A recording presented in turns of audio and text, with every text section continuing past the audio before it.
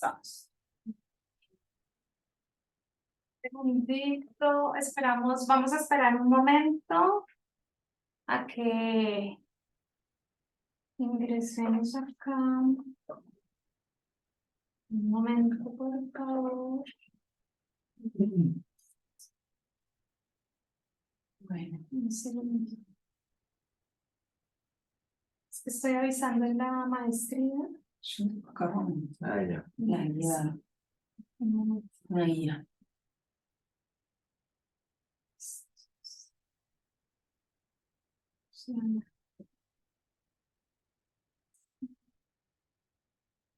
Ya, ¿trabajas el 18, eh? Nos vamos el 19. Y bueno, hasta el 18 incluido. Sí. No pido paso siempre. Bueno, cuando llegué era como faltaba un montón. Exacto. Y ahora voy a tomar. Sí. Hemos Pero estado muchas conectados. cosas. Sí. Claro, después no. Va a depender siempre del Liz, no es. La verdad que sí. Ya. No dependan de mí, emancípense. Déjales. 57, Sí. 13. No, es más 57, 313. 581.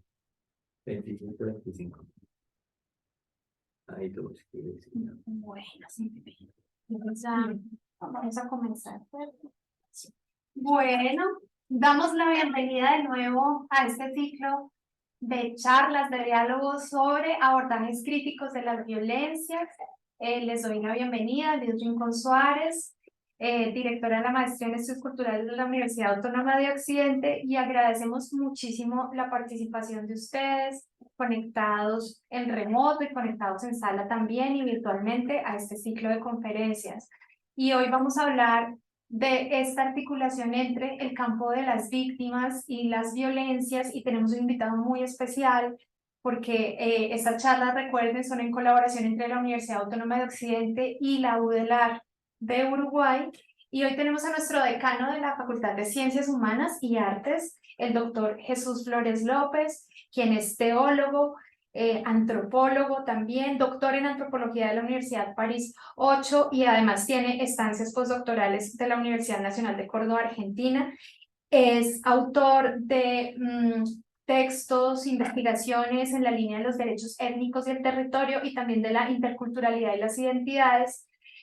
Lo reconocemos por su trabajo, amplio trabajo en Bojayá, por este libro tan interesante sobre religión y descolonización, y también sobre sus aportes en torno a las articulaciones entre el poder, la violencia y la ciudadanía, y incluso las cartografías de la desaparición forzada recientemente. Entonces, bienvenido, decano, y entonces abro a la doctora Scarafumi para que comience nuestro diálogo. Bueno, decano, es un gusto estar acá con nosotros en estos diálogos críticos sobre las violencias. En las sesiones de hoy hay como una cuestión que atraviesa los diálogos, que es ese vínculo entre violencias y víctimas. Y nos gustaría comenzar contigo, dado todo esto que Lisa ha mencionado, para que nos cuentes un poco qué tipo de construcción conceptual haces vos de la violencia o las violencias en base a tus trayectorias como, bueno, tus trayectorias muy diversas como investigador, pero también como participante activo, social, político, religioso de ciertos procesos tan importantes para este país. Y de la Comisión de la Y Verdad. la Comisión de la Verdad. Exacto. Bueno, pues ante todo muchas gracias por esta invitación y sobre todo por esta relación con la UDELAR, con nuestra Universidad Autónoma de Occidente, porque digamos es una expresión de ese anhelo que tenemos de construir una patria común, ¿cierto? Ese anhelo tan antiguo y de esa Latinoamérica, y creo que a partir de hechos tan pequeños se crecen grandes. Debes agradecer eso. La temática, pues, como lo anticipábamos hace unos minutos, pues bastante compleja como para encerrarla en un concepto, ¿cierto? Y seguramente desde cada lugar donde nos situamos, cada persona, pues vamos a mirar esa dinámica de la violencia. E indudablemente de lo que yo pueda reflexionar, está muy determinado por mi lugar social y geográfico, en este caso de un país como Colombia, en donde tenemos una histórica expresión de violencia política, sistemática, en este largo recorrido de los 200 prolongados años de construcción de la República. Entonces, digamos, en esas derivas, pues decir que la violencia, desde lo que vamos entendiendo, yo diría en particular que arranca por esa actitud de desconocer al otro, ya, el no reconocer la existencia de esa alteridad nos lleva a que siempre entonces alguien quiera imponerse, alguien quiera sobresalir y dominar, ¿cierto?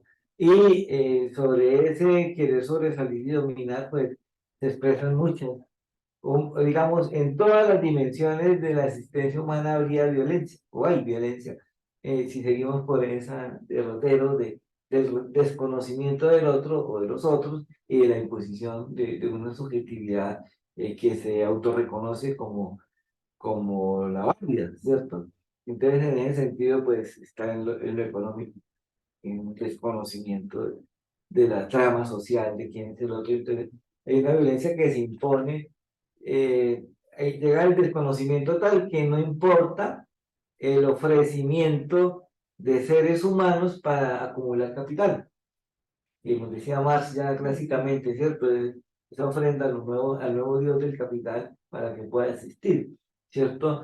Como si nos ponemos en otro plano, pues históricamente también hay una violencia, que tú mencionaste la palabra religiosa, la violencia también simbólica, religiosa muy fuerte, al desconocer, por ejemplo, en el caso de nuestro continente, las tradiciones culturales, matices y matrices propias religiosas de los otros, de los aborígenes, e imponer o intentar imponer un único valor religioso, pues qué más violento que es. Entonces, digamos, siempre en esa trama de reconocimiento y desconocimiento transita la violencia. Nosotros en Colombia, por ejemplo, estamos en una encrucijada muy difícil de que partimos, que hay una violencia que se reedita cada tanto tiempo por justamente un desconocimiento de los otros como posibilidad de construcción del poder conjunto, ¿cierto? Es decir, la violencia que llamamos sociopolítica, ¿sí? Y entonces alrededor de eso, pues han brotado ciclos y ciclos de violencia, guerras civiles del siglo XIX y todo este trama que no alcanzamos de superar. Entonces yo partiría como de esa dialéctica, ¿no? De quién es el otro, el desconocimiento, la imposición de una subjetividad, ¿no? Desde diferentes aristas. Y ahora lo llevamos a muy oportuno temática y problemática de la equidad de género, pues daríamos lo mismo, el desconocimiento de los otros. Genera una violencia tan graves que hoy llegamos a estándares muy delicados en Colombia de unas tasas de feminicidio muy altas, ¿no? Y así sucesivamente, como para empezar. A mí me interesa mucho, Decano, esa mirada que tenemos como de la temporalidad, que es una mirada bien antropológica, ¿no? Siempre pues se pensaba que como que eh, la violencia era como una coyuntura, luego pasaba y listo, ya estamos en un estado como de paz, digamos, como que es una transición, ¿no? Pues transitamos de la guerra a la paz y vivimos ciclos de violencia y de paz. Pero en el caso colombiano y más, digamos, desde el enfoque territorial, ¿cómo ves esa categoría de la temporalidad? ¿Cómo la ves expresada, pues, estando allí en el Chocó, bueno, y en otros territorios del suroccidente? ¿Cómo se puede ver esa categoría? Pues sí, tienes razón en la medida en que cuando hablamos de paz, siempre es un anhelo de que se termine la violencia, ¿cierto? De que termine la violencia para avanzar en un estado de cierta tranquilidad y desde esa tranquilidad transitar las conflictividades, ¿cierto? Y eso porque tenemos una idea de que las guerras, de que hay o mejor dicho, de que hay un modelo de guerra y un modelo de paz, ¿cierto? Entonces, si hubiese una guerra declarada, una guerra reconocida, que tiene una causa y tiene una temporalidad porque hay un vencedor y hay un vencido, o que hay un empate militar y entonces vamos a una mesa de negociación y se acabó, pues es lo que nos ha llevado a estar tal vez soñando un imposible en el caso colombiano, ¿cierto? En la medida en que lo que tenemos de prolongación es violencia. Es decir, no hay una temporalidad, sino que hay una extensión de etapas sucesivas de violencia que tienen causas inmediatas específicas, pero articuladas a una gran causa genérica que mencioné hace un momento, de esa, el control de lo político, ¿cierto? Entonces, yo creo que eso nos marca una situación bastante difícil, y es que se nos vuelva, como tal vez ya mencioné, que la paz es más un sueño y casi siempre inalcanzable, porque cada vez que llegamos a un acuerdo suscitan nuevas expresiones de violencia o de condiciones para que ese acuerdo no se logre realizar, ¿cierto? Y entonces hay un profesor conocido aquí en Colombia, que es Alejo Vargas, que habla de que nos hemos acostumbrado a hacer la paz a retazos, ¿cierto? Entonces, hago un acuerdo de paz con un grupo aquí, el otro gobierno hace con otro grupo y así. Y en definitiva hace que generemos una subjetividad en la que incorporamos la violencia como una manera de ser, ¿sí? Distinto a lo que en otro tiempo atrás una alta funcionaria de Naciones Unidas llegó a decir, que en Colombia el problema que teníamos es que teníamos la violencia como una dimensión genética, ¿no? Y era la alta comisionada para los derechos humanos, Almudena Mazarrás. Entonces decimos, no es de ese tema genético, sino es lo que en otras reflexiones algunos llaman esa capacidad de ser anfibios culturales, o sea, de ser anfibios también entre la violencia y la paz. No hemos podido hacer una ruptura con una temporalidad larga de violencia, y que por lo tanto lo que tratamos de hacer, o las comunidades, fundamentalmente en las zonas más rurales y ahora en las áreas urbanas, es tratar de saber convivir con la violencia para poder mantener unas posibilidades de existir, ¿cierto? Entonces, es una existencia en medio de una conflictividad violenta. Y entonces la paz siempre llega como la posibilidad de que haya una terminación de eso y poder llegar a unas condiciones distintas. Tal vez nos estamos equivocando en la historia del país, de la manera como lo estamos haciendo, para llegar a alcanzar como un estado diferente, ¿no? Es eso, y no voy a hacer ninguna opción política aquí, pero es inevitable hacer la referencia al proyecto actual del gobierno, ¿cierto? Cuando dice, pues, es que no podemos continuar con esa condición de retazos y tenemos que hablar de paz total, ¿cierto? Porque hay que buscar afrontar todas las expresiones de violencia.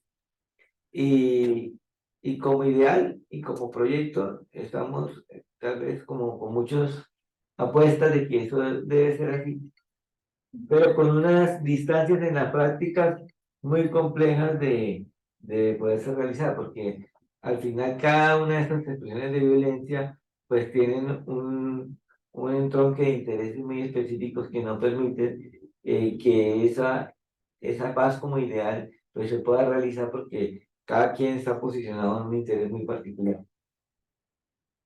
Decano, vos mencionabas el tema de los planes que ha tenido el gobierno para resolver esta situación, o bueno, que ha intentado, ¿no? Esa transición, los acuerdos. Vos participaste en la Comisión de la Verdad, y desde tu punto de vista y tu experiencia, ¿qué papel ha tenido el Estado en la gestión de esa violencia? Bueno, en lo que te corresponde a todo este tema de la violencia de carácter sociopolítico, es una discusión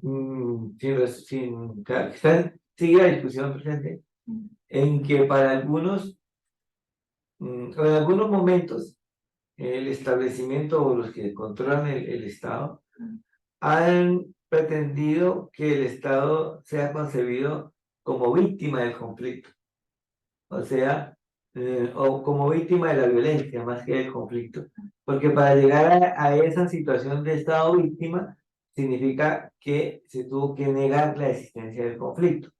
O sea, no hay ningún conflicto, aquí no hay una guerra entre unos contra otros, sino que ahí son unas personas que declaramos terroristas que le están haciendo la guerra a la sociedad y al Estado. Entonces la sociedad debe estar vinculada al Estado, lo que algunos llamó el Estado comunitario, para poder atacar a esos violentos terroristas, ¿cierto? Entonces el Estado allí no tiene responsabilidad, sino es una víctima que necesita ser arropado para protegerse. Mientras que para otros consideran que el Estado no es una víctima, sino que es un actor del conflicto. O sea que él mismo interviene para generar violencia.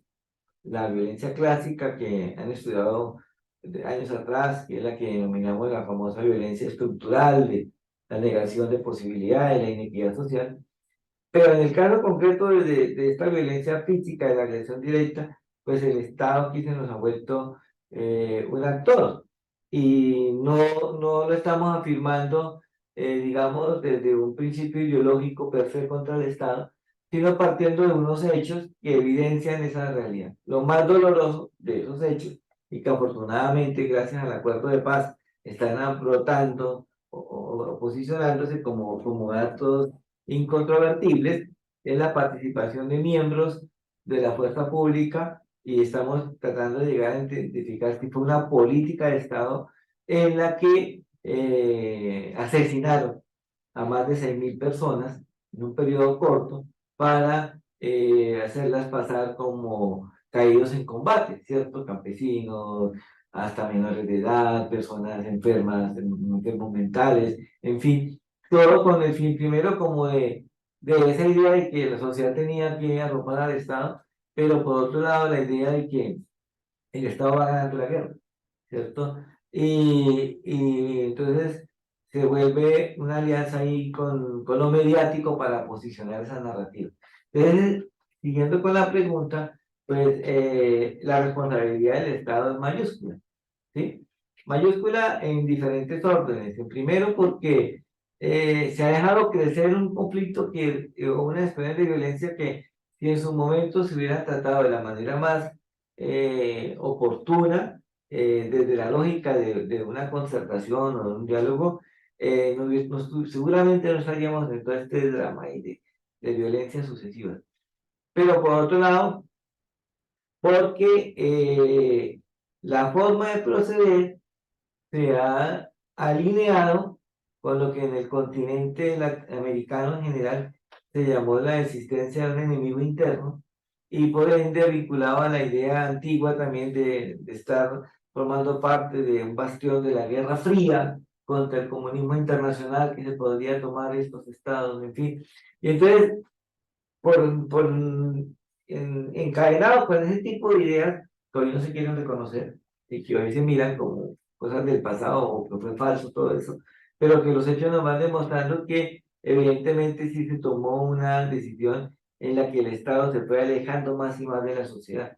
Entonces, y se fue alejando porque la fuerza pública, con esos ejemplos que he puesto, al final termina viendo que las comunidades son posibles enemigos que están a favor de las guerrillas o a favor de determinado grupo llamado terrorista, en fin, y no se tejen un campo de interacción desde la confianza.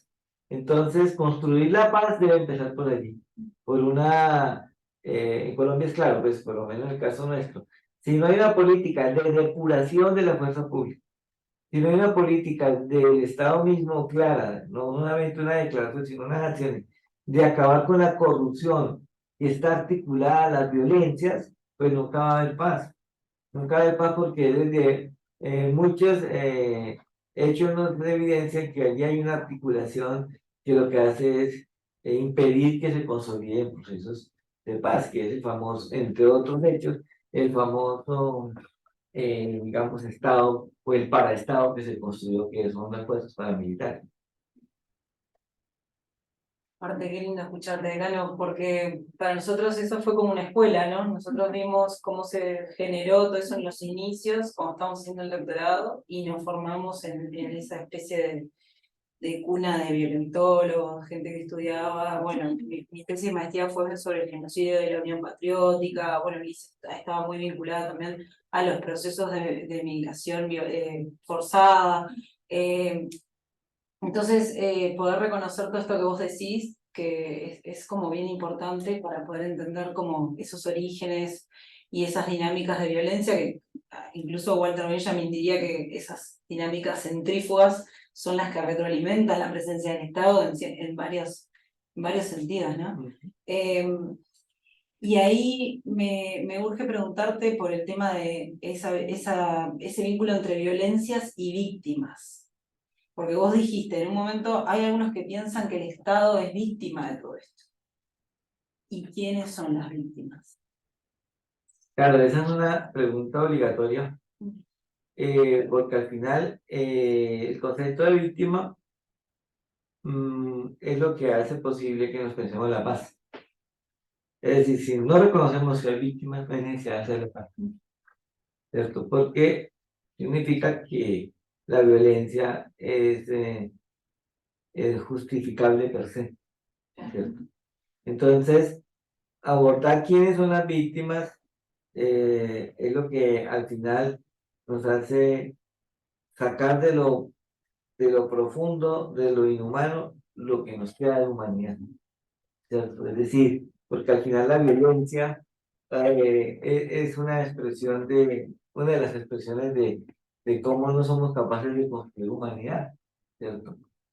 Pues la Segunda Guerra Mundial fue un dato a la cara de todos y no hemos aprendido, ¿cierto? Nosotros en Colombia todos los días lo repetimos y al contrario, nos sumimos en esa tragedia en la que la existencia de la agresión es válida o la aceptamos como válida, ¿cierto? Entonces, cuando damos el salto a que existe un víctima, estamos tratando de rescatar lo que aún tenemos de humanidad en medio de ese camino inhumano, ¿cierto? Y eh, el reconocimiento de ellas, de las víctimas, como dije ahorita, es lo que nos impulsa a que debemos detener las agresiones. Debemos parar ese desconocimiento del otro para avanzar en un reconocimiento, ¿cierto? Sin embargo, teniendo claro eso que es tan contundente desde el punto de vista ético, también es importante identificar que es un concepto tremendamente desvirtuado. Y tremendamente desvirtuado cuando entra en el juego de los intereses políticos.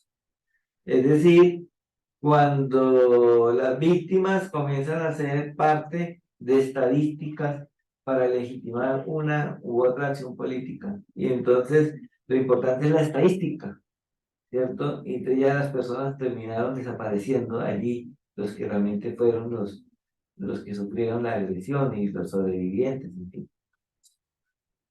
Y cuando, por ejemplo, en el caso colombiano, generamos políticas para atención de víctimas en medio de un conflicto que todavía seguimos tratando de resolver, entonces entramos en una lógica que algunos ya están cuestionando mucho, es que institucionalizamos las víctimas, ¿cierto? O lo que Paco Gómez, en el texto que estamos reflexionando, habla de esa disciplina, de haber disciplinado a las víctimas, ¿cierto? Es decir, casi que ser víctima, casi no. En el caso nuestro, las víctimas relacionadas con conflicto armado se volvieron prácticamente una categoría social. Es decir, yo dejé de ser campesino y me volví víctima, ¿cierto?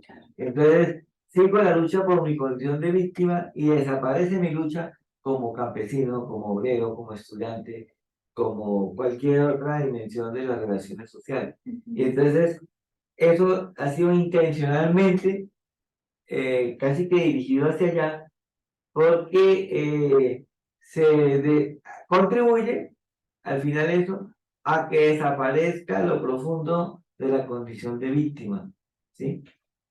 Y por eso también se estaba mencionando de la necesidad como de ser indisciplinado frente a ese concepto para poder colocar la subjetividad de las víctimas y de las víctimas en plural, que de tal forma que puedan generar una capacidad transformadora. Porque de lo contrario, estamos alimentando una estructura perversa de mantener una condición de víctimas al infinito y de no generar una subjetividad que se transforma para generar también capacidad de transformación de la situación que provocó esa condición, ¿cierto? Entonces, violencia y víctimas, pues obviamente van íntimamente relacionadas, pero nos ponen un reto de cara a lo que la existencia del ser víctima nos lleva a identificar elementos como, por ejemplo, qué es lo que generó que una víctima sea víctima. Es decir, el tema de víctima, violencia y verdad, ¿cierto?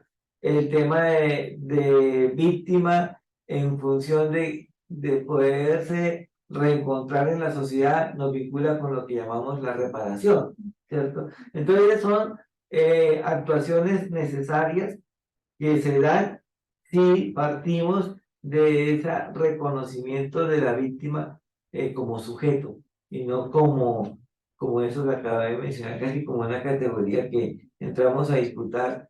Casi que es conveniente que yo sea víctima. Y es el drama que vemos en muchos sectores populares.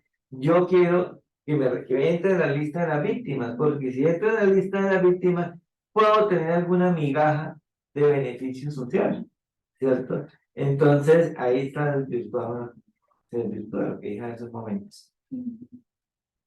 Decano, hace unos años, pues tuvimos el proceso de justicia y paz, ¿no? De la 975, ahí empezó, digamos, un primer escenario, bueno, contemporáneo, más actual, de hablar sobre la verdad. Y ahora, pues entonces estamos en el proceso de la Jurisdicción Especial para la Paz y de la Comisión de la Verdad. ¿Qué diferencias podríamos establecer entre esos dos procesos? ¿Cómo han sido esas dos dinámicas? Ahora que hablas de los ciclos, yo sigo enganchada con eso de los ciclos, porque eso fue uno de los ciclos que hemos tenido en Colombia, ¿no? Para poder hacer este proceso de la reconciliación. Entonces, bueno, hay verdad y reconciliación en estos dos procesos, ¿cómo se podrían ver? Sí, yo creo que, pues para contextualizar lo que acabas de mencionar, la ley 975 es el marco jurídico que dio pie para que el gobierno de Álvaro Uribe dialogara y negociara con estructuras llamadas paramilitares, ¿cierto?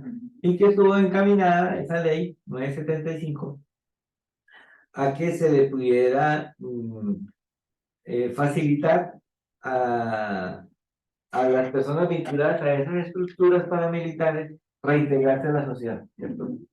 Y entonces eso es lo que generó o lo que estableció, yo diría que en la historia reciente de Colombia, el inicio de lo que hoy denominamos la justicia transicional, ¿cierto? El poder crear un sistema de justicia distinto al ordinario que facilitara ese proceso de reintegración. Y hoy estamos consolidando ese proyecto, no la ley 975, sino el proyecto de justicia transicional cuando llegamos a crear una alta corte. ¿Sí? Hemos creado una alta corte que es la Jurisdicción Especial para la Paz, que desarrolla la justicia transicional. Entonces, las diferencias que tú preguntas, ¿cierto? De los dos procesos, yo diría, primero, hay una gran diferencia en la medida en que la ley 975 o de Justicia y Paz no asumió, digamos, con entereza, con profundidad y con rigor, no me refiero a la ley, sino a la aplicación de la misma, la relación verdad y justicia. Porque en ese caso, la verdad fue una acción voluntaria de quienes entregaban las armas y se vinculaban a procesos de justicia. ¿Sí? Y por eso se llaman declaraciones de verdad. ¿Sí? Pero, y eso traía beneficios. pero no estaban asociadas al esclarecimiento de la verdad para generar con ello una condena o identificar responsabilidades. Eso no significa, a mi juicio, que esté mal. Eso es lo que, o que esté bien. Lo que significa es que se empleó de esa manera, o sea, que por un lado iba lo que el juez X o Y aplicara en el marco de lo que se le entendía las penas mínimas, 8 años de cárcel intramural, y ya, ¿cierto? Y la verdad iba por otro lado, ¿cierto? Que era lo voluntario. Entonces, ¿qué sucede? Que a pesar de eso, Colombia está en deuda de reconocer lo positivo, perdón, que pudo haber ocurrido de eso. ¿A qué me refiero? A que a quien acopió todos esos testimonios de verdad, que es lo que hoy llamamos el Centro Nacional de Memoria Histórica, que tiene una división especial para los acuerdos de la verdad, ¿sí? Tiene alrededor de 12.000 testimonios.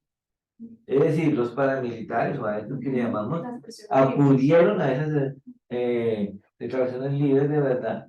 Y allí hay un material que perfectamente la Fiscalía puede acopiar para adelantar investigaciones y llevar a procesos de justicia, ¿cierto?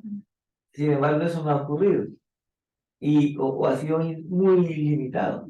Entonces, digamos, aquí tenemos un conjunto de informaciones muy valiosas, probablemente algunas con muy poco valor, porque al fin y al cabo el que iba a declarar no tenía algo que lo llevara a comprobar si lo que decía era cierto o no era cierto. Y ahí radica la diferencia con la JEP, ¿cierto? Porque la verdad judicial, es una verdad judicial, empezando con ella, de que culmina que quien va a declarar tiene que demostrar que lo que declara es cierto, ¿cierto? O sea que la verdad es verdadera, ¿cierto?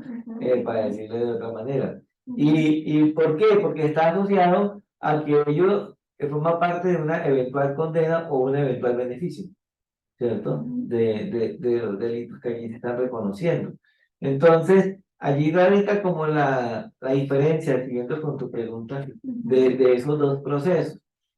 Hoy, por ejemplo, ya que hiciste la pregunta, hoy, por ejemplo, está en debate la necesidad de volver sobre la ley 975 como una posible herramienta para la paz total, ¿sí? Es decir, como parte o sea, de una experiencia que ya tiene el país que pueda ser contemplada para los eventuales beneficios jurídicos que puedan tener los grupos llamados bandas criminales, ¿sí? Que no tienen reconocimiento político, pero que como en el caso de Buenaventura o Medellín, con los que se empezó una interlocución, puedan llegar a tener un acogimiento, porque sería así el concepto, un acogimiento de la justicia y tal vez nos podamos inspirar en esa ley 975, en varios de sus componentes. Y digamos desde el punto de vista territorial, ¿no? Ya digamos pensando por ejemplo en el Pacífico, en el suroccidente, todos estos procesos de construcción de la verdad, entiendo también que no estaban liderados, como decía Paco, necesariamente por las instituciones, por el Estado, sino que fueron procesos que la misma comunidad o las mismas comunidades de los territorios empezaron a organizar. No sé si tú recuerdas en ese recorrido que has tenido y más también con esta otra comisión, bueno, claro que esa es otra pregunta, pero cómo ha sido ese proceso de verdad, pero más desde lo microlocal, no como esta estructura de la JEP, sino más a nivel cotidiano, cómo ha sido esa construcción de la verdad y la justicia en las comunidades. Yo creo que esto está por hacerse, es lo que me parece a mí. Sí. Es decir, en algún tiempo que en algún momento que estuve en Argentina y que empezamos a tocar esos temas con gente que trabajaba en el tema de memoria, alguien dijo, es que ustedes los colombianos están locos, porque están haciendo memoria en medio de una guerra. Sí. ¿Es qué memoria van a hacer? ¿cierto? Cuando están reproduciendo más víctimas, no hay un corte, que era la pregunta con la que empezamos esta conversación, ¿cierto? Y entonces, aludiendo a esa metáfora de la locura en la que probablemente sea cierto, esto, yo creo que estamos en ese dilema. O sea, eso me inspira para decir que efectivamente estamos en ese dilema, ¿sí? En la medida que nosotros hemos construido unos macro relatos de la verdad, ¿sí? La Comisión de la Verdad que salió del acuerdo de paz con las FARC, sacó un informe, son 12 volúmenes, en fin, que hay que tener buenos ojos y buenas gafas para dedicarse a leer eso. Es decir, que la sociedad en general nunca lo va a leer, ¿cierto? Entonces, y se necesita mucha pedagogía para ver de todo eso. Pero construimos ahí un mega relato, ¿cierto? Se construyó un macro relato de lo que probablemente fue la guerra a ese momento y en ese periodo que se estudió. Y de los efectos que eso produjo.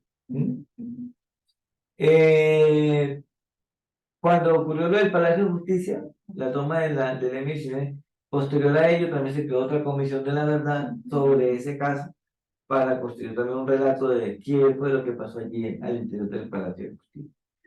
Y así sucesivamente, ya hemos tenido otros asuntos que quedan macro relatos, como la famosa informe que no es una comisión de la verdad, pero de Pura, de los años 60, de Umaña exactamente, fue como el punto de partida de todos esos macro relatos. Pero la verdad de la verdad en el territorio está por escaparse, en el entendido de que todavía, y por varios años seguramente, hay mucho miedo para contar el micro relato. Porque todavía mi vecino fue mi victimario. O quien me delató ante la guerrilla o ante el paramilitar o ante el militar, ante cualquiera de los agresores para que me agredieran. ¿Y por qué? Porque esa violencia tan estructural de la que mencioné ahorita, de la Guerra Fría y no sé qué, pues termina siendo banal con relación a la violencia en lo concreto, cuando resulta que el vecino, usted que fuera mi esposa fue infiel con mi vecino y yo que fue con la tarea de vengarme con el vecino. Entonces toda esta violencia macropolítica pues se convirtió en el escenario para saldar la deuda que yo tenía con ese personaje. E invento, construyo un relato que es protector de paramilitares o no sé qué para saldar esa deuda. Eso lo pongo como algo, un ejemplo que no es concreto, pero que ejemplifica muchas de las cosas de lo que quiero hacer alusión, para decir que en lo micro local es necesario que se logre terminar con esta tensión que tenemos todavía de conflictividades para que puedan emerger los reconocimientos de la verdad, ¿sí?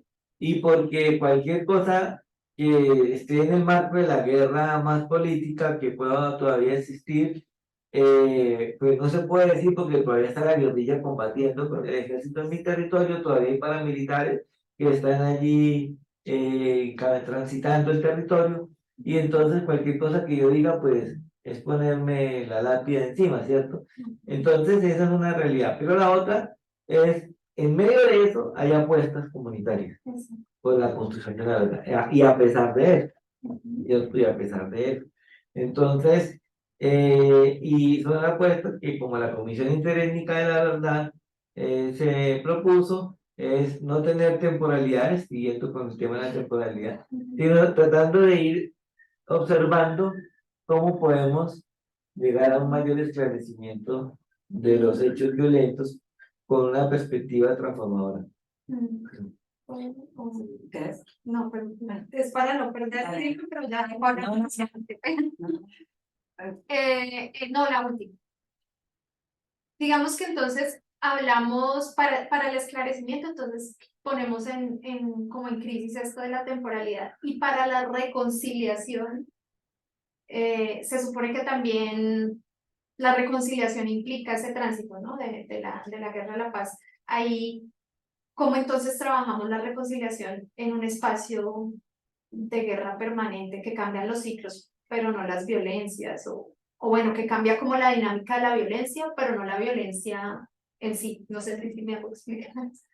Ese concepto de reconciliación también ha sido muy debatido Controversial. y controversial, Sí, porque primero como tiene un origen muy religioso, ajá.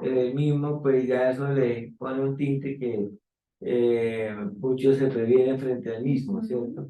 Pero por otro lado, porque ya al darle contenido, para algunos supone realmente un, una negación, bueno, no le pongamos negación, un rompimiento con la memoria.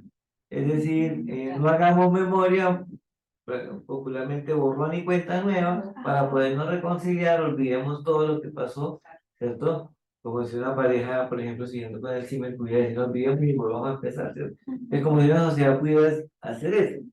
Y probablemente sí, habrá que llegar a acciones como esas. Simplemente pongo en la mesa que han sido diferentes aristas que se han ido dando frente a ese tema. Y en ese sentido, yo creo que el acuerdo de paz que se firmó con las FARC eh, fue bastante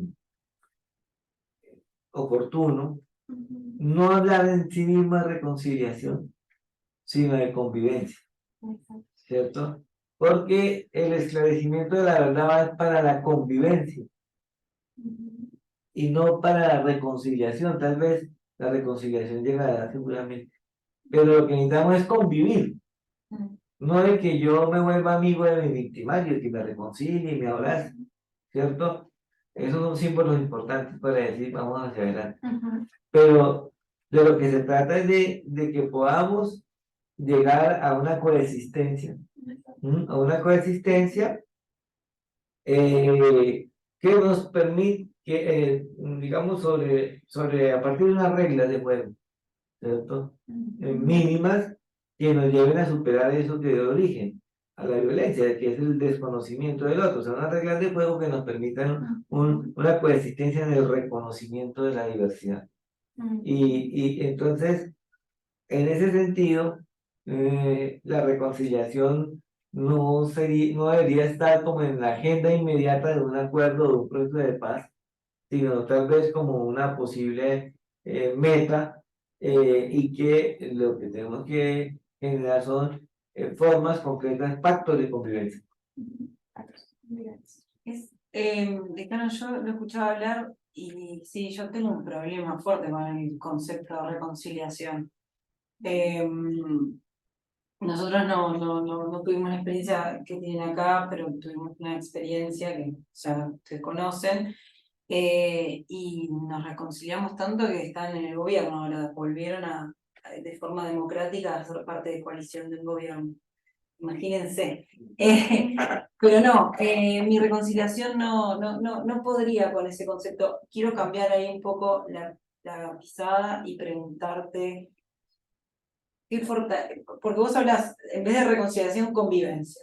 Y qué difícil convivir así, ¿no? Porque ajustando un poco a lo que vos decías, hay un concepto que es la balcanización de la guerra, que es esto de en mi misma familia hay un guerrillero, hay un paramilitar, o mi vecino es mi victimario, o no, es como esa cercanía, sobre todo en las comunidades en las que tú has estado, seguramente es como más evidente eso, ¿no? Y en ese sentido, ¿cómo se reconstruye el tejido social? ¿O qué fortalezas ves vos en sentido de qué lazos afectivos o políticos han logrado restablecer las comunidades en su interior como para fortalecerse y reconstruir el tejido social en ese camino de la convivencia? Porque es muy difícil convivir sabiendo algunas cosas, ¿no? No sé, en torno a tu experiencia, capaz en esos trabajos con las comunidades que has podido rescatar o podrías señalar que han sido como fortalezas de las propias comunidades en tomar esos procesos y reconstruir lazos afectivos, políticos, que unan el tejido social. Sí, pues es como muy imposible, es como que es imposible, digamos así. Estos aspectos como tan ideales, ¿no? Ideales de lo que se aspira en esa forma de entender. Cuando me refería a la convivencia, estamos hablando de que es necesario establecer unas condiciones para que yo no tenga que seguir usando la violencia física para estar junto a otros, ¿no? Sino determinar un marco de relaciones que me permitan tener esas relaciones eh, y no el que yo tenga que aceptar al otro per se, que sería el marco de la reconciliación, es decir, que yo lo acepto casi que olvidando todo lo que usted me hizo, ¿cierto? Que es lo que se vincula a otro concepto también bastante religioso del perdón, El perdón. ¿cierto? Del perdón, o sea, yo te perdono y por eso el cristianismo al final, el único que dice que perdona de verdad es Dios, ¿cierto? Que llegan al ideal del perdón porque finalmente en la dinámica de la interacción humana eh, es complejo, ¿no? O sea, difícil, digamos, llegar. En ese sentido, en lo que usted me pregunta de las experiencias locales, lo que uno encuentra o lo que puede constatar o he podido en convivencia con algunos procesos es que evidentemente desde la necesidad de permanecer en un territorio y de seguir habitando ese territorio con un vínculo ancestral cultural en el mismo, es lo que hace posible o ha hecho posible que podamos incluso establecer convivencias con víctimas y victimarios, ¿cierto? En esa coexistencia alrededor del territorio. Digamos que hay como una especie de conciencia mayor, que es ese vínculo territorial que me posibilita que eso pase. Y una de las explicaciones es que usted misma las dio, es porque los vínculos familiares son muy amplios y están irrigados en las diferentes expresiones de la guerra o de las acciones armadas. Entonces, ese macro vínculo de la familia hace posible que puedan darse acciones de podernos sentar a la mesa quienes fuimos opositores, ¿cierto?, en el conflicto. Entonces, digamos, son dos realidades, a mi manera de ver, que son más fuertes que la misma voluntariedad o la disposición exclusiva del acto voluntario que yo quiero convivir con otros, porque me llevan a reconocer que esto tiene un sentido, ¿cierto? El sentido de la familia y el sentido del territorio que nos acerca. Pero digamos, estoy hablando de grupos humanos que tienen esa otra cosmovisión, ¿cierto? Que hace que realmente haya una entidad espiritual que hace posible que eso se dé. Me refiero a los pueblos indígenas, colombianos, en fin. Entonces, eso sería como más en lo específico local, ¿no? Que se llegan a dar esos ejemplos. El caso, perdón, de Bocayá, al que hacía alusión Liz, en donde una comunidad que fue violentada de muchas maneras y el símbolo mayor de ella fue una masacre que se da en medio de un templo católico, en fin, y que fue una masacre que se da no intencional, sino en el marco de una confrontación y que no estaba dirigida a matar a todas las personas, a ninguna de ellas, empezando por eso. Pues ha sido emblemático en la medida que se han dispuesto a dialogar con el adversario o quien lanzó las bombas, ¿cierto?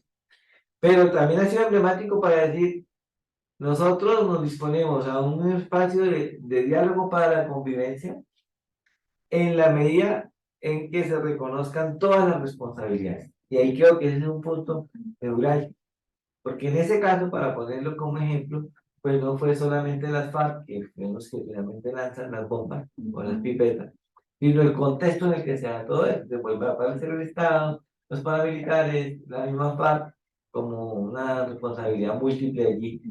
Y está todo, y eso está todavía por construirse, porque el único que ha reconocido responsabilidades voluntariamente ha sido las FARC, falta que el Estado lo haga, los paramilitares también lo hagan de manera voluntaria y se llega a un avance en ese sentido. Y eso ha hecho posible incluso que cuando se llegó la firma de acuerdo y la reintegración o la reincorporación de algunos excombatientes a los territorios, allí hay unos ejemplos específicos de que en ese territorio pues se integraron excombatientes y se está tratando de hacer allí como una especie de laboratorio de convivencia guiado por estos principios que mencioné, ¿no? De la territorialidad y todo. Yo, digamos, pensando en esto que acabas de decir, decano, esas categorías que surgieron también como desde abajo, ¿no? Eso como las territorialidades que surgen, o sea, como que la Comisión de la Verdad, siento yo, y el trabajo además de las personas de la academia también crítica, pues vienen trayendo unas categorías como eso. Como que también vimos en la Comisión de la Verdad que está el sufrimiento de la naturaleza. Entonces me gustaría como que ampliaras esas nuevas miradas que yo creo que son aportes desde Colombia también para mirar la paz y que surgen de esas experiencias. Sí, desde la apuesta que se ha hecho ahí, por ejemplo, en este caso de la Comisión Interétnica Ajá. de la Verdad del Pacífico, lo que ha intentado y se busca, se sigue en ese ejercicio, es tratar de darle una explicación al porqué de la violencia y los efectos de la misma.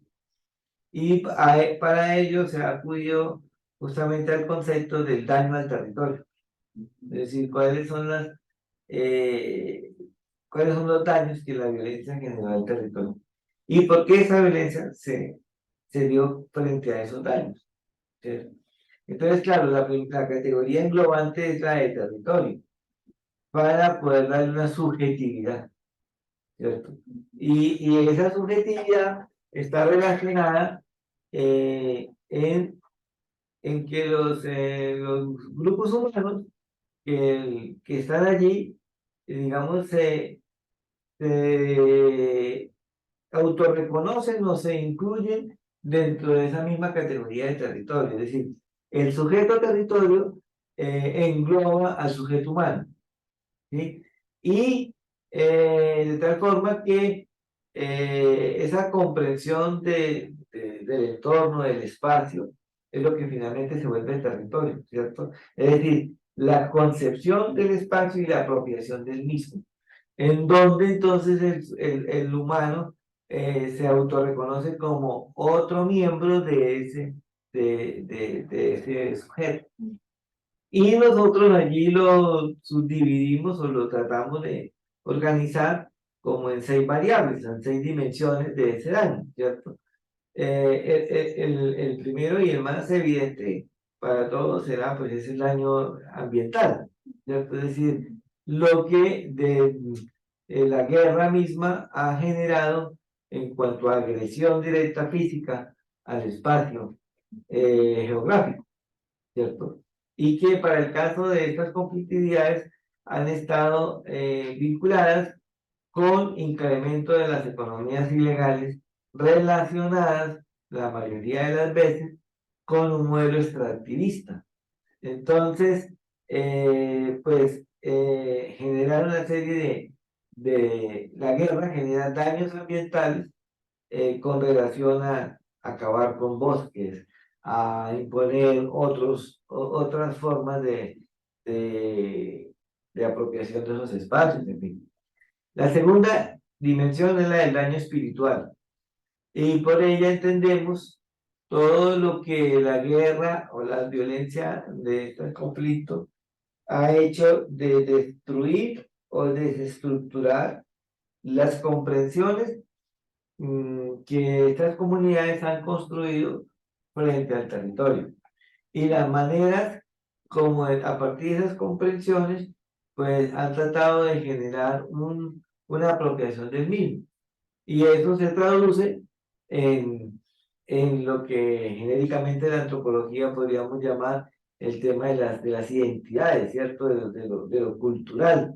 Y de manera más específica, cuando se han hecho agresiones a, a personajes que encarnan esa dimensión espiritual. Estamos hablando por a lo que en otro lenguaje hablamos de médicos tradicionales o el chamanismo, bueno, todas esas expresiones, porque al final esas figuras han condensado las formas de concebir la adaptación a esos espacios y la humanización de los mismos, ¿cierto? Entonces, claro, la guerra, la violencia en estos espacios ha tomado como en muchos momentos objetos de violencia a estos personajes.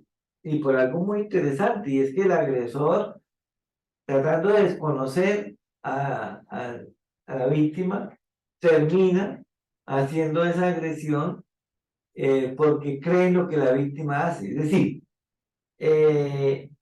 si yo mato o amenazo o desplazo o desaparezco a un sujeto, llámese médico, médica, chamán, brujo o lo que sea, es decir, de maraña pues del lenguaje que usamos para categorizar a las personas, es que la mato antes de que a través de ella la gente me haga daño a mí.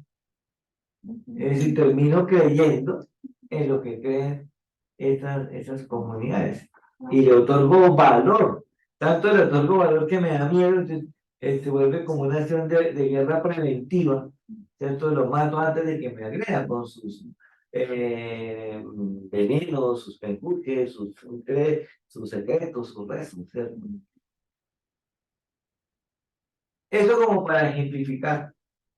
Pero, por ejemplo, ese daño espiritual se llega también ha habido muchas formas de violencia para desestructurar esas dinámicas espirituales, ¿cierto?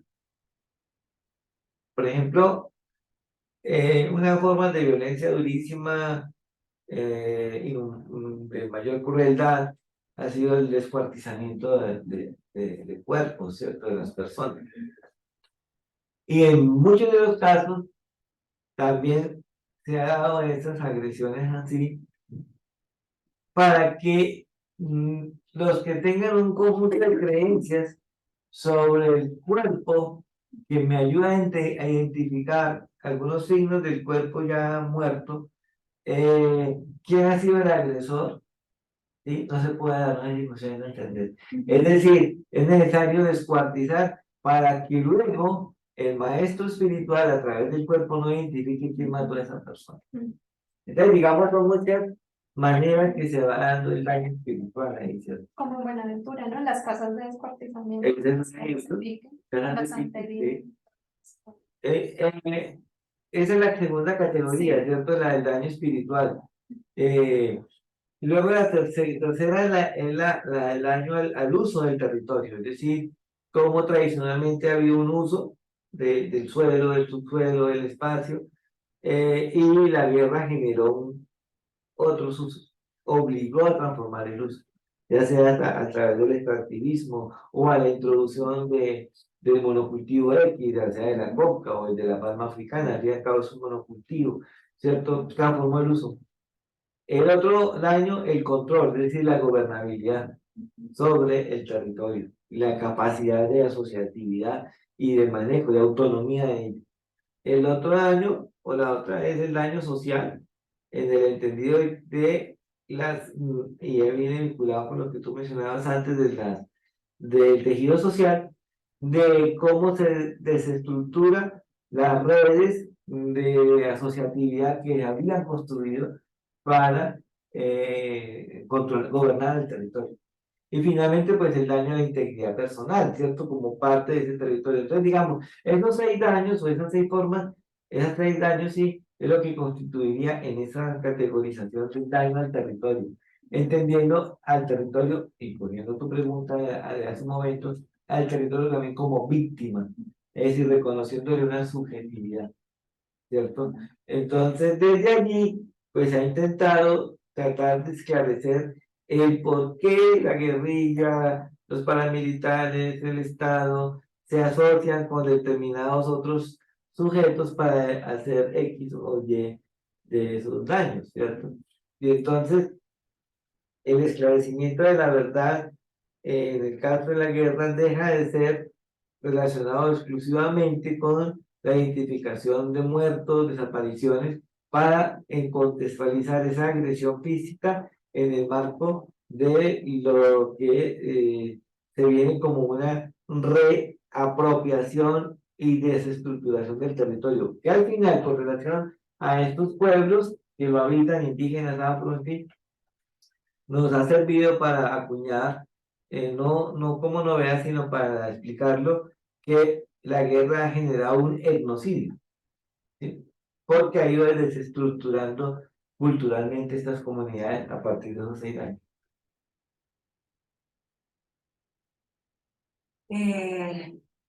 Bueno, decano,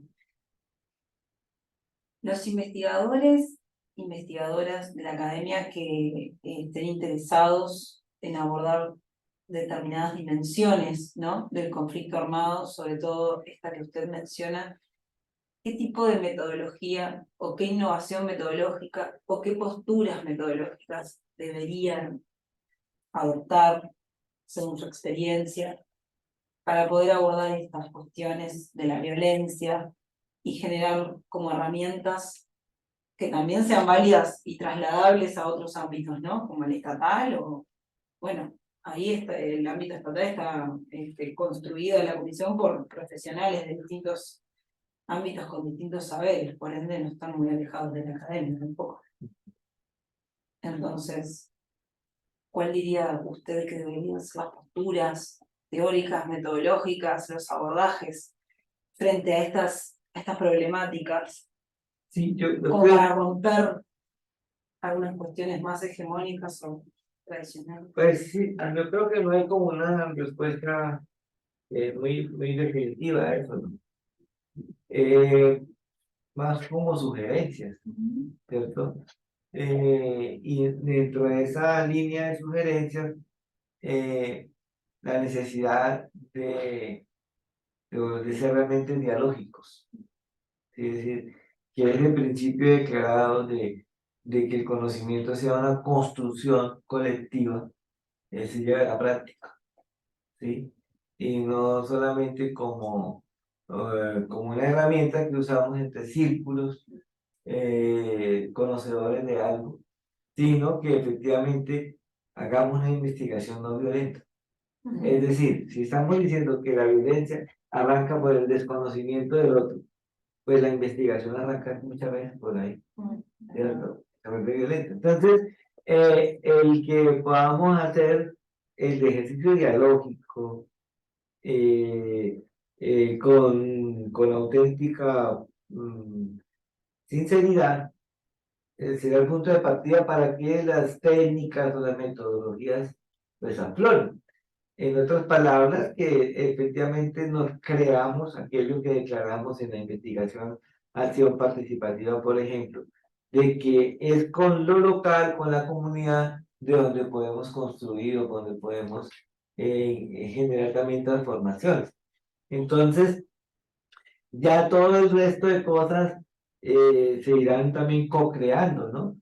Entonces, recurrir a herramientas propias que de la academia, pues, afloren, ya como técnicas sociales, todo lo demás. Digamos que la parte de las técnicas de investigación siempre podrán ser relativas y podrán ser todas bienvenidas, en la medida en que se parta de ese principio. ¿Sí? El principio de la dialéctica, de lo dialógico, el del reconocimiento del otro.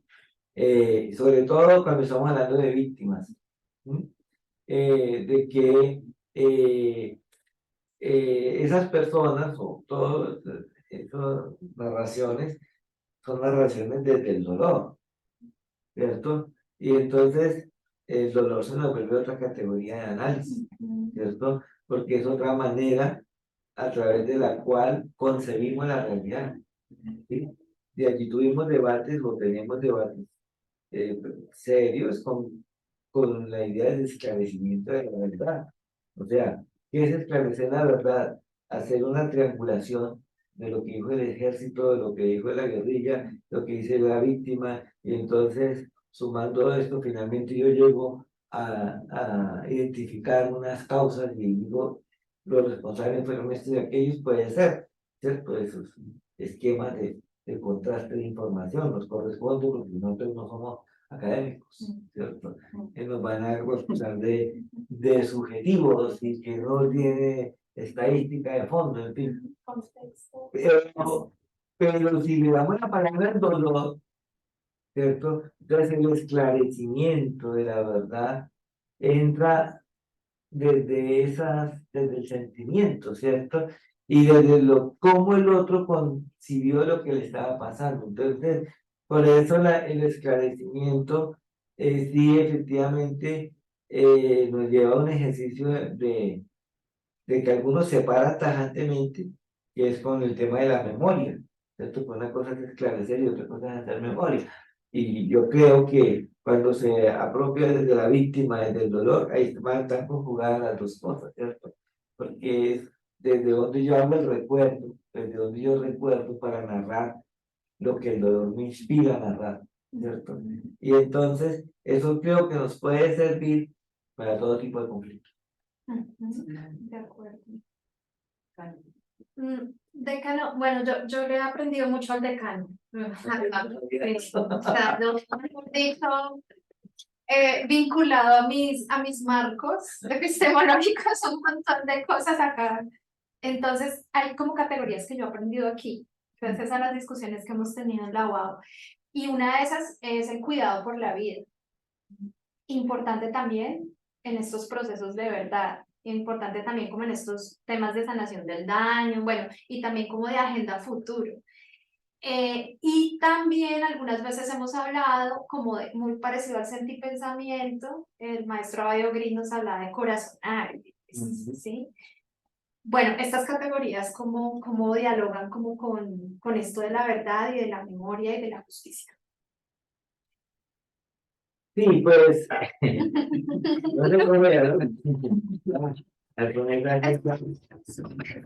Exacto, así Sí. como en blanco y negro, pero lo que todo esto me está llevando es a esa palabra tan de moda ahora de lo disruptivo, ¿cierto? Sí. Es decir, a que volvamos y lo paradójico a mi juicio es que lo disruptivo es volver a lo normal. Es decir, es volver a lo que deberíamos hacer siempre, de partir del sujeto o de los sujetos, ¿cierto? En su condición más primigenia, ¿cierto? Entonces, el cuidado de la vida es volver a hacer lo que hicieron nuestros abuelos, ¿cierto? Que es el pensamiento indígena cuando él siempre dice, es que el pasado va adelante, el pasado no va atrás, y yo me voy loco hacia un futuro que es la mentalidad occidental que tenemos, y que nos atraviesa, y la idea de progreso, todo eso. Entonces, el cuidado de la vida estaría encaminado más en eso, en la memoria, porque el pasado, si cojo esa lógica del pasado, que va adelante, que es la lógica mitológica, como la metáfora que siempre se emplea en ello, que va del río, ¿cierto? La primera gota de agua, ¿dónde está? ¿Allá arriba en la montaña o ya va en el mar por allá? Que fue la primera, va adelante, por eso el pasado va adelante. Entonces, y ese pasado es el que nos va orientando en dónde es que poner los acentos para proteger la vida. Y por eso nos va a ayudar siempre a que el presente lo miremos de manera muy cautelosa y no nos dejemos atrapar de un futuro que no sabemos cuál es, pero nos imaginamos cuál debe ser y nos aferramos a que eso que nos imaginamos debe ocurrir, ¿cierto? Entonces, sobre la base de esa perspectiva del pasado adelante, es decir, que la historia como tal se nos vuelve como el punto de referencia para entender las relaciones humanas. Entonces, lo asocio ahora con los grandes dilemas del cambio climático, de que ya la visión a veces tan catastrófica que estamos a punto de desaparecer. Hoy quien nos relata eso, pues es la ciencia, ¿cierto? Nos da estadísticas. Pero si miramos hace 1000 años atrás, pues era tal vez la religión la que nos decía que esto ya se iba a acabar, ¿cierto? Y entramos casi como en el mismo pánico.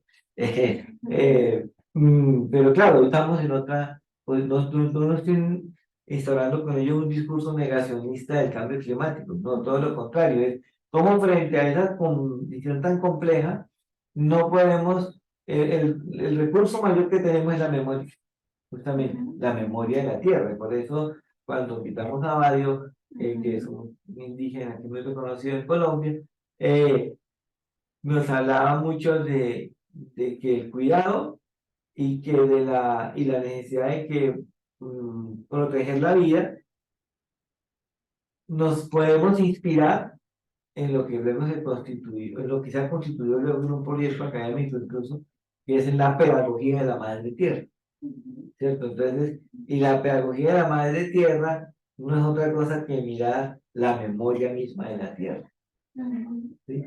Entonces, allí estaría como la fuente de ese cuidado de la vida. Y eso es una mirada como más amplia, ¿no? Porque entonces no es comprender como la guerra, la paz, la verdad, solamente como desde una perspectiva antropocéntrica, sino desde lo relacional, biocultural, biocéntrico. Totalmente. Totalmente, porque eso es lo que nos ha llevado, por ejemplo, a pensarnos que el tema de la paz no puede estar, o sea, la paz no se puede construir sin pensar en el territorio, o sea, como un sujeto viviente, ¿sí? Y los desarrollos luego que han salido legislativos, incluso de reconocer algunos elementos de la naturaleza como sujeto de derecho, el caso concreto del río Atrato, el río Cauca, la Amazonía, nos llevan a entrar en esa lógica de la justicia ambiental, ¿no? Y que nos abre esa perspectiva de que la paz es en relación con el conjunto de los seres vivientes, porque al final la guerra fue contra el conjunto de los seres vivientes. Y siento que de todas maneras eso todavía no se ha explorado mucho, porque, o sea, nos centramos como en el daño, en el hecho victimizante, pero como que en lo relacional de ese hecho victimizante es hasta ahora con la comisión que empieza como a abrirse. Sí, digamos, ese es un ejemplo de aproximación a esa perspectiva, pero digamos, también es inspirado como en otras formas de entender eso en el mundo, pero creo que nos abre, en este caso, una posibilidad de volver al concepto de convivencia. Es decir, necesitamos es partir de la convivencia para poder coexistir con el conjunto de todas las formas de vida. Y allí entra pues toda la lógica que hoy hablamos de biocéntrica, ¿no? Y supera el antropocentrismo, hablar del humanismo ecológico, todo eso que nos ayuda a incorporarnos en entender la paz más como una relación posible para la vida. No una relación ideal, sino una relación posible. Sí, para poder vivir, ¿no? En medio de todas esas contradicciones, porque al final la paz, esa idea, se vuelve predominantemente una idea más política, del poder, de quién controla el poder y quién lo logra, y eso, no lo vamos a evitar, hay que afrontarlo, ¿cierto? Pero no lo podemos nosotros en la reflexión dejarlo ubicado exclusivamente en la decisión política. Me refiero a la decisión política en cuanto a estamentos de poder, ¿no? Es decir, en el caso que vemos aquí, pues cada gobierno ha llegado con una idea de paz. Y lo que hacemos es ponerle calificativos para poder decir, mi paz es desde este ángulo, ¿cierto? Entonces, que la paz territorial, que la paz con legalidad, ahora esta es la paz total, que la paz con justicia social, que la paz con desarrollo. Es decir, como que la paz misma no es capaz de sostenerse en sí misma en sí misma, ¿sí? Para darle capacidad de posibilidades de existir. la acuñamos con algo para decir, es nuestra paz, pero con estas condiciones. Porque se nos vuelve casi que, por eso era tan difícil la primera pregunta, ¿qué es la violencia y qué es la paz? Para acuñar algo que en sí mismo tenga sentido. Entonces, pues, aquí recurrimos a esos calificativos o esos adjetivos para el contenido específico. Bueno, Carlos, yo la verdad me quedé sin palabras. No, agradecerle mucho por estar acá. Creo que nos puso en un lugar bien complejo, Sí. problemático, para afrontar cosas que a veces uno las ve como cuasi resueltas y no están tan resueltas, que son más complejas. Y ahí la dimensión de territorialidad es muy, muy importante, porque en todo caso también está validando como el origen del conflicto. El origen del conflicto es la territorialidad. Sí, La tierra. Yo estoy muy rayada con esto que dijiste, decano, porque entonces, ¿qué hacemos? Porque, ¿Qué hacemos? o sea, es como si, bueno, yo teniendo 40 años, bueno, me quité la edad, 42, teniendo 42 años, veo imposible como la paz, ¿no? O sea, sí, digamos, esa paz política. ¿La paz total o la paz? No, eso sí, la paz total o la paz con justicia social o la paz con desarrollo, esa paz política la veo muy difícil y creo que de pronto a nivel territorial habría más respuesta a esa paz. Bueno, no sé, la paz cotidiana es otro apellido que le dan, ¿cierto? Pero me cuesta, digamos, como antropóloga, como socióloga, entender entonces qué es lo que tenemos que hacer en esos territorios porque me abruma un poco. Que pues es casi que el conflicto se renueva, se regenera, ¿no? O sea, se regenera el conflicto y también se regeneran las estrategias como de resistencia y las estrategias de coexistencia, pero entonces sí será como pertinente hablar de paz en un conflicto así, en un proceso así. Bueno, aquí volvemos a empezar.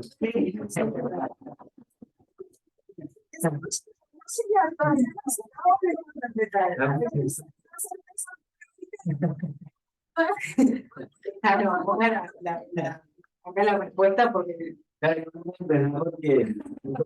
que decir de qué conflicto es que estamos hablando, Claro, ¿cierto? eso, claro. ¿Sí? Porque claro, por ejemplo, el tema de la paz es tan gaseoso, porque Sí. cada dimensión de conflicto en el planeta nos ubica en formas concretas realmente de solucionar eso.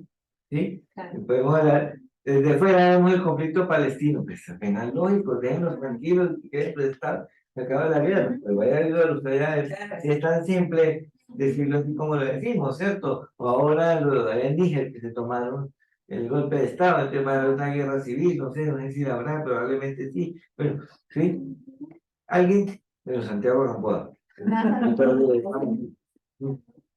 en un día aquí que invitamos a la universidad, él es escritor acá y ha escrito un libro que se llama justamente el mismo título de Dostoyevsky, ¿no? La paz y la guerra. Entonces, me decía, vea, cuando yo estuve de cónsul, fue cónsul en la India, ¿no? O asociado al cónsul. Allá me preguntaron, oiga, ustedes en Colombia, ¿por qué se matan? Hablan el mismo idioma. Entonces no hay diferencia de que haga la franja alemana y la franja francesa o no sé qué.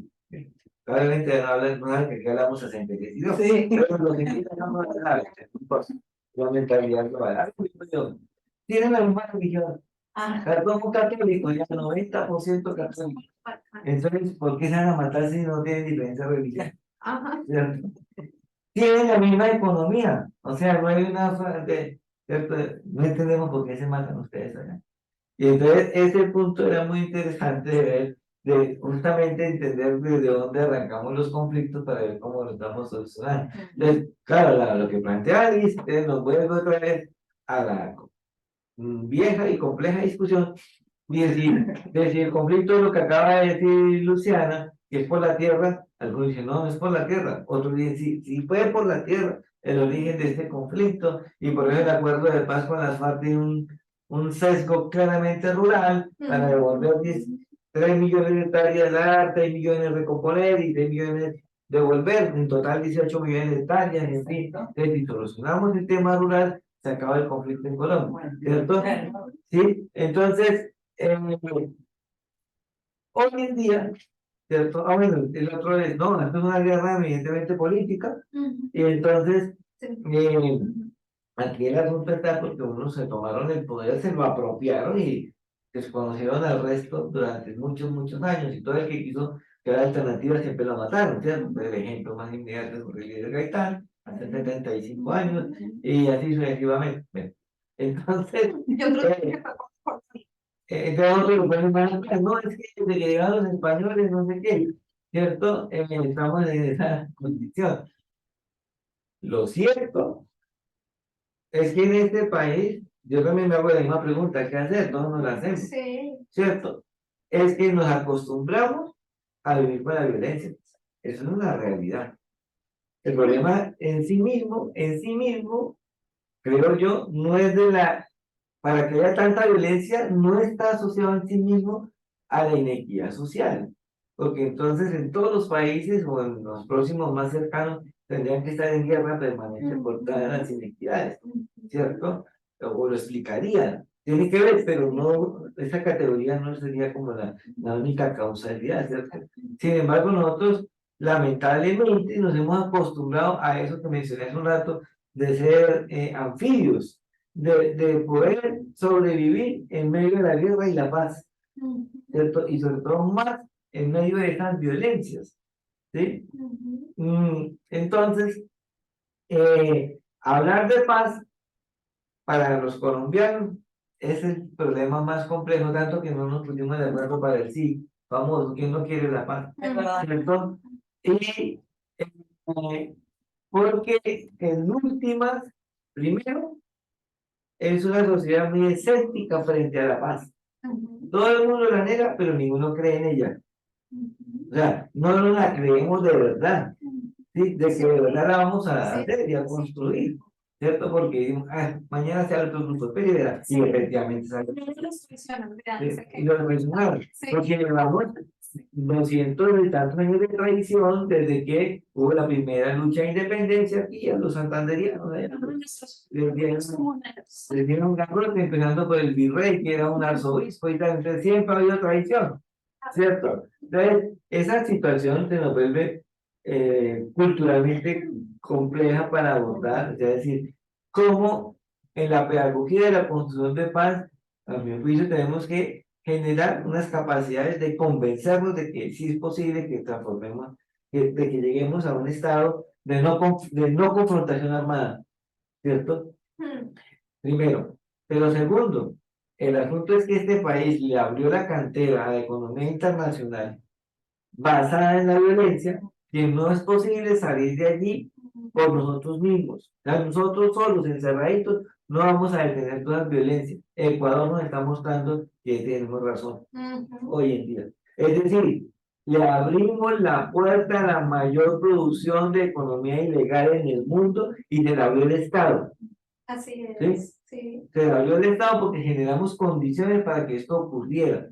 Entonces ya, evidentemente, sí, hay unas dimensiones de una violencia política, existe todavía una guerrilla que se llama el ELN, que está a punto de hacer un acuerdo de paz, porque ya firmó un cese bilateral, y eso hay que seguirlo, y hay que terminar y hacerlo de mejor manera ese acuerdo, porque nos merecemos sellar eso y pasar, dar un salto a ver cómo construimos la paz.